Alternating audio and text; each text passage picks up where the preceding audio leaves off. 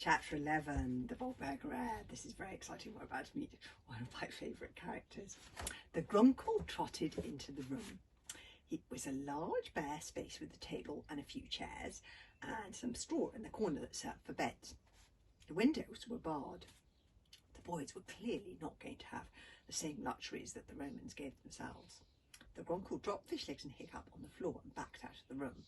"Making yourselves at home," said the first kidnapper, and the door clanged shut. Standing in the middle of the room was a small girl with wild blonde hair and a ferocious expression. The girl drew her sword with a flourish. "Who are you? What are your names?" she demanded fiercely. "Who sent you? Where did you come from?" "My name is Hiccup," stammered Hiccup, "and this is Fishlegs. We're hooligans." "I don't believe you!" yelled the little girl. "You're Roman spies! Draw your swords and fight like men, you Latin lowlives!" This is Kamikaze. As I say, I love Kamikaze. The boys looked at the furious little girl in amazement. Fishlegs began to laugh. He wasn't laughing 2 seconds later when the little girl cut the cord of his trousers and they fell down round his ankles. "Hey!" objected Fishlegs, indignantly horning them up again. What you're doing with that sword?" In reply, the little girl hoisted the sword over her head and ran towards Hiccup, shouting the bog burglar war cry, which sounds like a very rude word shouted at the top of the lungs. Hiccup drew his sword just in time to parry her lunge, and they began to fight. Last year, Hiccup had found out that he was left-handed. Since then, he had discovered he had a gift for sword fighting. It was the only thing on the pirate training programme he was truly good at. He could even beat Oikos and Dogpress quite easily and was having extra lessons with Gormless the Grim, the best sword fighter in the hooligan tribe. But this little girl was just as good at sword fighting as Hiccup. Her arm moved so quickly you could hardly see it. She turned cartwheels between moves and she talked constantly throughout, which made it difficult to concentrate. "Fight, you nano-eating, locust-speaking, toga-wearing, Jupiter-warpager!" "Well, you're actually quite good at this for a boy." For a boy, I mean. "I've been getting so bored, you've no idea." "Can't we just have a quiet talk about this?" asked Hiccup breathlessly. "There really is no need for us to be fighting." But the little girl took absolutely no notice of them and carried on talking. "I see you know the Grimbear's grapple and the flash cut lunge and the death watch parry and the—" "Well, you stop!" panted Hiccup, frantically parrying all of these moves and getting his sleeve cut off in the process. "My name really is Hiccup. I really am a hooligan." "I don't believe you," said the little girl. "You're a Roman spy. Admit it, or I will unzip you from your bread basket to your oyster gobbler." "Ooh, your defence is a bit weak. You know, you should really work on that. Otherwise a person could just slip through and—" She made a perfectly executed lunge, which Hiccup parried at the last minute, which cut off his second sleeve. "Whoops!" screamed the little girl joyfully. "There goes the other one." "I am not a Roman," gasped Hiccup, his back against the wall. "Well, a hooligan isn't much better," said the little girl, pausing for a second and then carrying on. "My mother says the only good hooligan is a dead hooligan." "That's funny," panted Hiccup, "because my father said that the only good bog burglar is a dead burglar.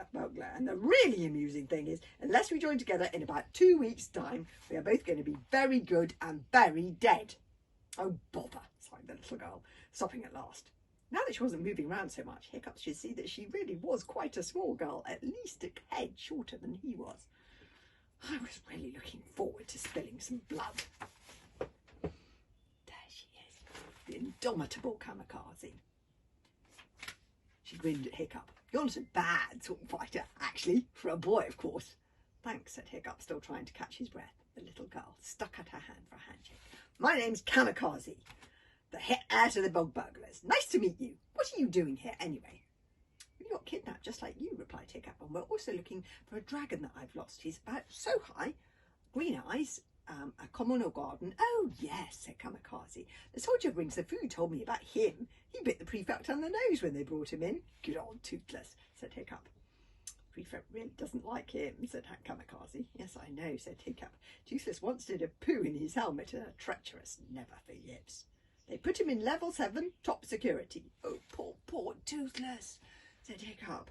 "I can't bear to think of him being trapped. He hates small spaces. He can't even go down rabbit holes. Despite rabbit being his favourite fruit, he stays at the entrance, shrieking his head off." But at that very moment, door to the prison cell opened again. It was a stout soldier carrying a small green ball in his hand. "I've got a present for Hiccup Horrendous Hand the Third from the prefect," leered the soldier. He threw the ball roughly at Hiccup, and it struck him heavily in the stomach, winding him severely. The little ball unrolled itself with a furious "Do you mind?" And with a sudden burst of happiness, Hiccup realised who it was. "Toothless!" he exclaimed joyfully once he had got his breath back. "Toothless!" And there is Hiccup and Toothless. Oh, and there. Oh, he bent down to pick up his dragon. The poor little animal had lost so much weight. He was all skin and bones. Hiccup could feel his ribs sticking out, and his tail had gone all floppy and lost its pointy fork, which is what happens if a dragon is imprisoned or deeply unhappy. For a moment, Toothless pretended that he didn't care. Yucky, put me down!" And then he put his little dragon arms around Hiccup's neck and hung on for dear life, whispering in Hiccup's ear so that only Hiccup could hear over and over again, "Thank you, thank you. Toothless would have died if he spent one more hour in that horrible place. Thank you, thank you, thank you." And that's a sweet picture of Toothless.